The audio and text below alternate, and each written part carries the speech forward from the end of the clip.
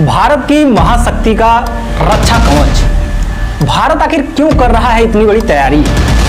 क्या किसी बड़े संकट के आने की आशंका है या है महाशक्तियों को चुनौती देने की तैयारी? नमस्कार दोस्तों, मैं हूं अनुराग और स्वागत है आपका एक नई वीडियो में। दोस्तों, आपने सुना ही होगा कि दशकों तक भारत दुनिया से हथियारों का सबसे बड़ा खरीदार रहा है। यानी हम अपनी सुरक्षा के लिए दूसरों पर निर्भर आज तक थे, लेकिन अब सीन पूरी तरह से बदल चुका है। हमारे रक्षा मंत्री राजनाथ सिंह ने कहा है कि रक्षा में आत्मनिर्भरता अब सिर्फ कागज की नीति नहीं, बल्कि एक्शन, प्रभाव और स्वीकार्यता का चरण बन चुकी है। यह एक रणनीतिक क्रांति है जिसे हमने अब आत्मनिर्भर भारत नाम दिया है। सोचिए, कुछ साल पहले हम सिर्फ खरीद रहे थे, आज हम उत्पादन में रिकॉर्ड बना रहे हैं। हमारा स्वदेशी रक्षा उत्पादन 1.27 लाख करोड़ तक पहुंच गया है और सरकार का अगला टारगेट जो है वह 2029 तक इसे 3 लाख करोड़ तक पहुंचाना है। सरकार ने एक बड़ा फैसला लिया है कि फाइनेंशियल ईयर 2025-26 के लिए सेना के आधुनिक बजट जो है उसका 75% हिस्सा यानी कि 1,11,544 करोड़ सिर्फ भारत में बनी चीजों को खरीदने के लिए अलग रखा गया है। यह दिखाता है कि सरकार ने दो काम एक साथ किए हैं। पहला, डिमांड पैदा की है और दूसरा, सप्लाई को मजबूत किया है। आखिर भारत को यह बढ़त क्यों चाहिए? आइए बताते हैं हम भविष्य के 3 बड़े खतरे जिसकी वजह से भारत को यह कदम उठाना पड़ रहा है।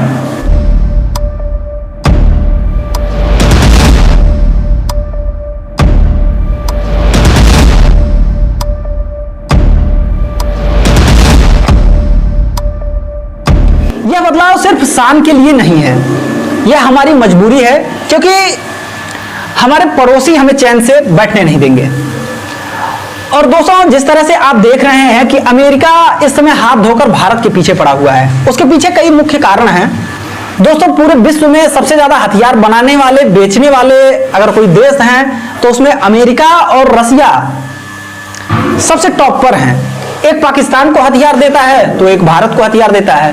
हालांकि अभी कुछ दिनों से पाकिस्तान को चीन ने भी हथियार देना शुरू कर दिया है। कहा जाए तो, देखा जाए तो चीन भी एक शक्ति बनकर उभर रहा है हथियारों के मामले में। कहीं ना कहीं हमारे सरकार और हमारे इंटेलिजेंस को चीज पूरी तरह से कहीं ना कहीं से अनुभव हो रही है कि आने वाले समय में कुछ हमें एक लंबा युद्ध न लड़ना पड़े।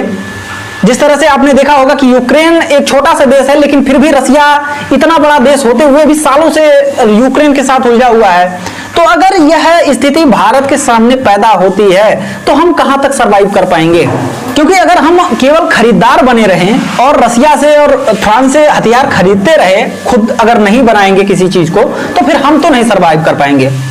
भारत बड़ी तेजी से अपनी उसी दिशा में कार्य कर रहा है और अपनी चीजों को बढ़ाने में लगा हुआ है, क्योंकि जब तक युद्ध नहीं होगा, जब तक अमेरिका, रूस, इन देशों की इकोनॉमी नहीं बढ़ेगी, तो यह लोग पूरे विश्व में इसी ताक में रहते हैं कि हम कहां एक नया युद्ध शुरू कर सकते हैं, चाहे वह अपने हथियारों के प्रयोग के लिए हो, चाहे हथियार बेचने के लिए हो, उसकी नुमाइश करने के लिए हो। अमेरिका जैसे देश अपनी बड़ी इकोनॉमी का एक बहुत बड़ा हिस्सा जो है उनका जो आता है वो हथियार बेचने से आता है। जहां युद्ध शुरू नहीं होने लायक रहता है वहां भी ये लोग युद्ध शुरू करा देते हैं, वहां की सत्ता परिवर्तन कर देते हैं। तो ये षड्यंत्र जो है पूरे विश्व में चलता रहता है। ये हथियारों का जो है खेल है, और जब तक ये हथियारों का खेल चलता रहेगा, जो देश आत्मनिर्भर नहीं बनेगा उसके साथ ये खेल खेला जाएगा।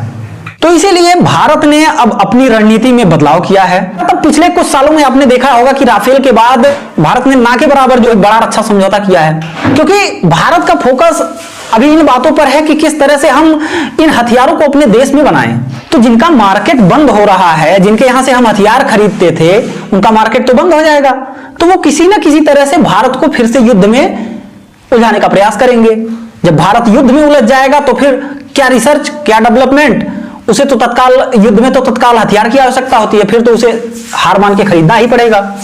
तो मिला जुला के ये कुछ अनुभव हमारी इंटेलिजेंस का रहा होगा, तभी सरकार ने उस चीज को भांप लिया और इस दिशा में तेजी से कार्य कर रही है। और इन्हीं सारी चीजों को ध्यान में रखते हुए अभी आपने देखा होगा हमारे प्रधानमंत्री जी ने एक चीज कहा, अब हम पूरे भारत में मिशन सुदर्शन चक्र के तहत एयर डिफेंस सिस्टम जगह जगह तैनात करेंगे जो पूरे देश की सुरक्षा करेगा। जिस तरह से आपने देखा होगा आयरन डोम इजराइल में तैनात रहता है, चाहे वो मिसाइल हो गए, चाहे फाइटर जेट हो गए, कोई भी इक्विपमेंट अगर दुश्मन का हथियार हमारे ऊपर हमला करने के लिए आता है तो उसको वह आसमान में ही नेस्तनाबूद कर देगा। तो इस तरह से पूरे देश में जो है सुदर्शन चक्र के तहत तैयार किया जाएगा एयर डिफेंस सिस्टम। और यही नहीं, अभी आपने देखा है कि कल के ही न्यूज में निकल कर आई है कि देश के सशस्त्र बलों को जल्द ही एक ऐसा अचूक हथियार मिलने जा रहा है जो कि ब्रह्मोस से भी कई कदम आगे है, जिसके सामने आयरन डोम या अमेरिका का थार्ड सिस्टम हो गया, ये सब जो है कहीं नहीं ठहरेंगे। ये ऐसा मिसाइल सिस्टम होने वाला है भारत का। भारत का विकास संगठन डीआरडीओ 2025 के अंत तक एक नई श्रेणी की मिसाइल जो है हाइपरसोनिक मिसाइल, उसका परीक्षण करने जा रहा है। यह मिसाइल जिसे ध्वनि नाम दिया गया है, DHVANI ध्वनि, यह भारत के हाइपरसोनिक हथियार कार्यक्रम में एक बड़ी उपलब्धि होगी। हाइपरसोनिक ग्लाइड व्हीकल श्रेणी की यह मिसाइल जो कि जिसकी गति बताई जा रही है कि 5 से 6 मैक इसकी गति रहने वाली है। सबसे बड़ी खूबी इसकी यह है कि यह उड़ते समय अपनी दिशा बदल लेगी, और मतलब उस तरह से जैसे दिशा बदलने के लिए तो ब्रह्मोस भी दिशा बदलती है, लेकिन इसमें यह खासियत होगी कि अगर ये मिसाइल इधर जा रही है तो यह बहुत जटिल मोड़ जो मतलब 90 डिग्री, 40 डिग्री, 60 डिग्री का मोड़ अगर उसको मुड़ना है तो भी यह मुड़ने में सक्षम है। जबकि ब्रह्मोस ऐसी मिसाइल है, खासियत तो बहुत ज्यादा है ब्रह्मोस में भी, लेकिन ब्रह्मोस की थोड़ी बहुत कुछ वीकनेस है, उसका अपग्रेड वर्जन ये आ रहा है। तो बहुत सारी खूबियां इसमें ब्रह्मोस से बढ़कर है जो देखने को मिलेंगी। तो यह भारत की तेज हमले की क्षमता को बहुत मजबूत करेगी।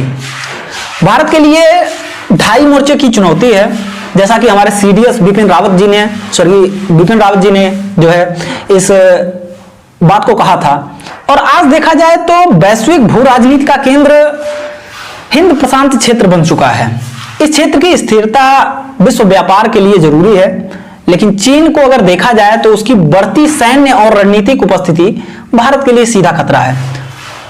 संसद में ही एक समिति ने जो है साफ कहा था कि चीन और पाकिस्तान के बीच जो समझौता बढ़ रहा है, उनका नौसैनिक सहयोग जो बढ़ रहा है, भारत के लिए एक बड़ा सामरिक खतरा है। इसका मतलब है कि दोनों मोर्चों पर, जमीन और समुद्र दोनों पर हमें तैयार रहना होगा। इसलिए भारत अपनी पनडुब्बी रोधी क्षमताओं और सैटेलाइट निगरानी को तेज और मजबूत कर रहा है। निष्कर्ष देखा जा सकता है कि हमें अपनी रक्षा शक्ति सिर्फ इसलिए नहीं बल्कि पूरी क्षेत्र में शांति हो इसके लिए बढ़ानी पड़ रही है, क्योंकि भारत की सदा से नीति रही है कि वह किसी पर भी हमला प्रथम नहीं करता है, लेकिन शांति बनी रहे इसके लिए शक्तिशाली होना आपका आवश्यक है। भारत के गेम चेंजर हथियार जिन पर तेजी से काम हो रहा है, आत्मनिर्भर भारत के तहत जो है पुराने हथियारों को अपग्रेड किया जा रहा है और नई तकनीकों को विकसित किया जा रहा है। नई नई तकनीक की मिसाइलें और जो है फाइटर जेट पर काम चल रहा है, तो उनके बारे में आइए बात कर लेते हैं थोड़ा सा। सबसे पहले बात करें तो अभी आपने ऑपरेशन सिंदूर में हाल ही में जिसका लोहा देखा है, ब्रह्मोस क्रूज मिसाइल, यह दुनिया की सबसे तेज सुपरसोनिक क्रूज मिसाइलों में से एक है। यह ध्वनि से लगभग 3 गुना ज्यादा मैक 3 की स्पीड से चलती है। भारत अब इसका निर्यात भी कर रहा है कई देशों को, फिलीपींस को दे ही चुका है। अगला हो जाता है भारत का 5वीं पीढ़ी का लड़ाकू विमान स्टील्थ फाइटर जेट, जिसमें उन्नत रडार और सेंसर, काफी सारी ऐसी इक्विपमेंट लगाए जा रहे हैं जो आने वाले समय में हमारा तैयार होगा जल्द से जल्द, जिसके लिए हमारी एजेंसियां लगी हुई हैं और प्रयासरत हैं। उसके बाद फिर हो जाता है INS विक्रांत, भारत का पहला स्वदेशी विमान वाहक पोत एयरक्राफ्ट कैरियर। यह दिखाता है कि हम जटिल नौसैनिक प्रणालियां जो कुछ चुनिंदा देश ही तैयार कर सकते थे, वह हम खुद डिजाइन तैयार कर सकते हैं, बना सकते हैं अपने यहां। आकाश मिसाइल सिस्टम हमारा हो गया, जो स्वदेशी सतह से हवा में मार करने वाली मिसाइल प्रणाली है, जो कई लक्ष्यों को एक साथ ट्रैक कर सकती है और उन्हें मार कर गिरा भी सकती है। उसका लोहा आपने देखा है ऑपरेशन सिंदूर में, पूरी दुनिया ने देखा है। मगर अभी कुछ चुनौतियां हैं जो हमारे सामने हैं। जिस तरह से देखा जाए, फाइटर जेट के इंजन हो गए, सेमीकंडक्टर चिप हो गए, और सटीक इलेक्ट्रॉनिक्स जैसे जरूरी हिस्सों के लिए हमें विदेशी सप्लायर पर निर्भर रहना पड़ता है, जिस दिशा में कदम बढ़ाया जा चुका है। इस गैप को भरने के लिए सरकार अब प्राइवेट कंपनियों को भी बुला रही है। क्या हम अपनी रक्षा जरूरतों को इतना आगे तक जो है सरकारी कंपनियों के भरोसे ले जा पाएंगे? बिल्कुल नहीं। वर्तमान में निजी फर्मों का योगदान 21% तक है। सरकार इसे बढ़ाने के लिए जो है 3 गेम चेंजिंग सुधार कर रही है।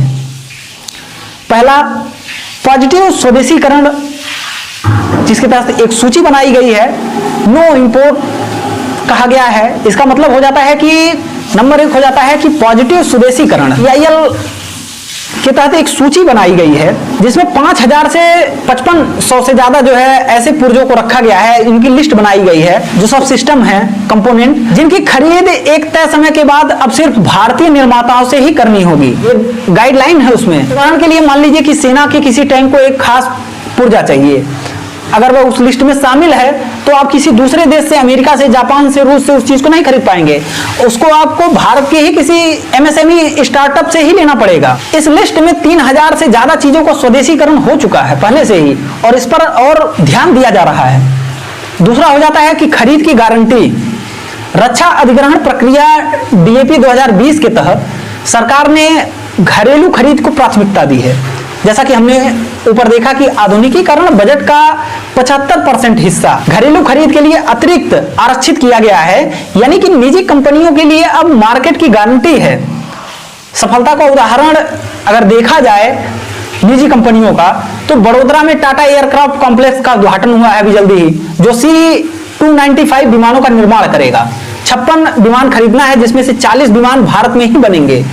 यह दिखाता है कि प्राइवेट सेक्टर अब जटिल एरोस्पेस प्रोजेक्ट को भी संभाल सकता है, अगर हम उस पर विश्वास करेंगे और उनको सही दिशा में लगाएंगे तो।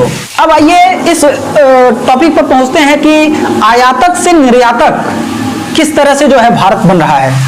तो भारत का वैश्विक उदय सबसे बड़ा प्रमाण है कि भारत अब खरीदार नहीं बल्कि बेचने वाला बन गया है। बात करें तो फाइनेंशियल ईयर 2024-25 में हमारा रक्षा निर्यात जो है 23,622 करोड़ तक पहुंच गया है, जो पिछले साल से 12% से ज्यादा है।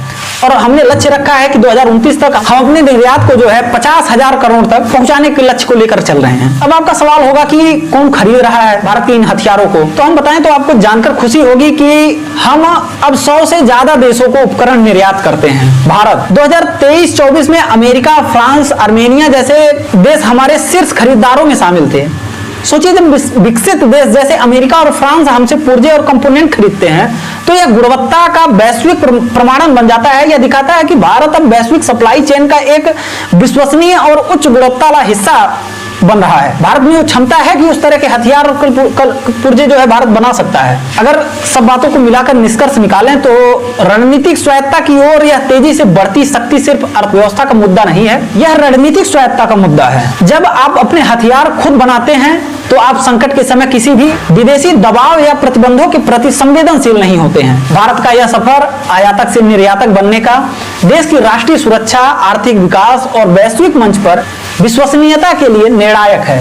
हम अपनी सुरक्षा स्वयं सुनिश्चित कर रहे हैं और हिंद प्रशांत क्षेत्र में शांति का स्तंभ बन रहे हैं। यह था भारत के महाशक्ति कवच का लेखा जोखा। आपकी राय क्या है इस विषय में, हमें कमेंट में जरूर बताएं। और अगर आपको यह वीडियो पसंद आया हो तो इसे ज्यादा से ज्यादा शेयर भी करें। आई होप कि वीडियो आपको अच्छे तरीके से समझ में आया होगा। कोई अगर आपके विचार हैं तो आप हमें कमेंट के माध्यम से जरूर दें। चलिए मिलते हैं अपनी अगली वीडियो में, तब तक के लिए नमस्कार, धन्यवाद, जय हिंद, वंदे मातरम।